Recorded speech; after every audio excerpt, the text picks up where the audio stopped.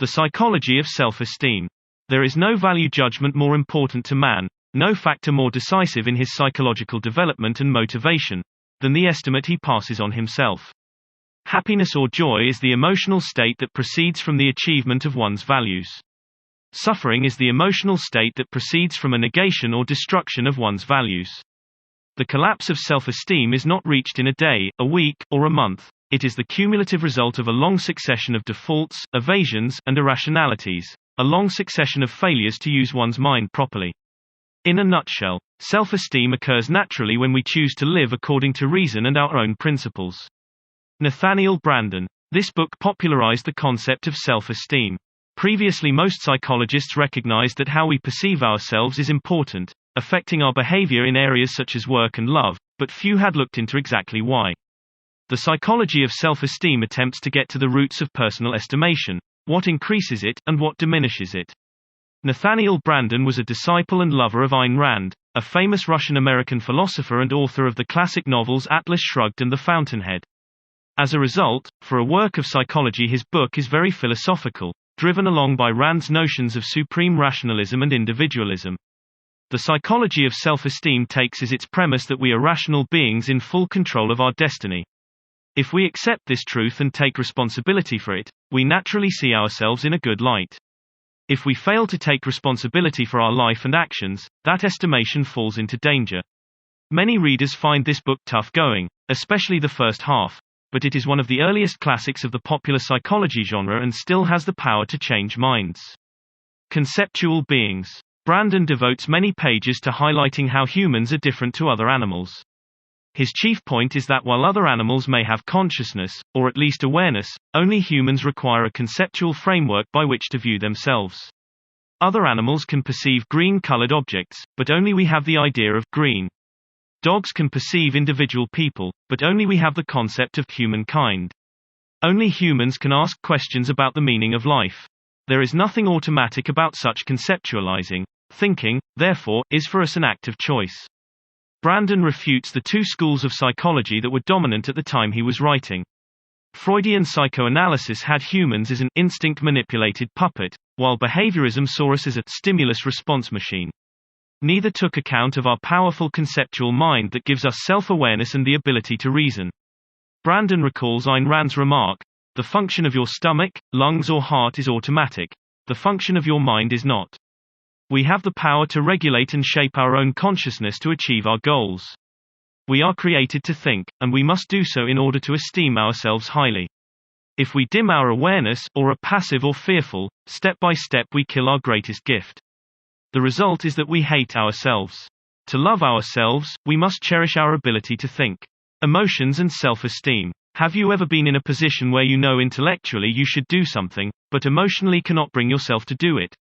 Psychological maturity, according to Branden, is the ability to think in terms of principles, not emotions. Psychological immaturity is being swamped by the moment and the emotion so that we lose sight of the broader picture. When we sacrifice thought and knowledge to feelings that cannot be justified rationally, Branden notes, the result is that we subvert our self-esteem. Only if we have a rational approach to our emotions can we be free of paralyzing self-doubt, depression, and fear. This does not mean becoming a robot or a cold person, but simply having the awareness that emotions must be contained within a larger personal life philosophy.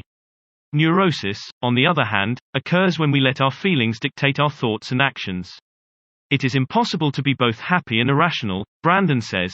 Someone in command of their life, if we look carefully, lives according to reason. We think of happiness as an emotion, but it is one that stems from values that have been consciously chosen and developed. We are happy when we achieve or fulfill what is most important to us. When we deny or erode those values, we suffer. Branden remarks that anxiety tends to happen only when a person has not done the thinking about an issue he should have. By not thinking, the person has thereby rendered himself unfit for reality. Physical pain is a mechanism designed for our bodily survival, but Branden suggests that psychological pain also serves a biological purpose. When we feel anxiety, guilt, or depression, that is telling us that our consciousness is in an unhealthy state. To correct it, we must reassert ourselves as an individual and assess our values, perhaps forming new ones. In contrast, when we sacrifice reason to our emotions, we lose trust in our own judgment. Not sacrificial animals. People high in self-esteem are guided by objective facts. They have a good relationship with reality, and always seek to stay true to who they are. Their opposite is someone whose life is not really their own, who lives to satisfy the expectations, conditions, and values of other people. They want to be seen as normal, at all costs, and feel terrible if others reject them. Branden calls such people social metaphysicians because their philosophy of life revolves around others, not themselves. Of course, this person will label their style of life as practicality, as if self-sacrifice were quite rational. However, every step along this path leads them away from what is real and toward a loss of their true self. Final comments. Branden disabuses the reader of the idea that self-esteem is a feel-good phenomenon.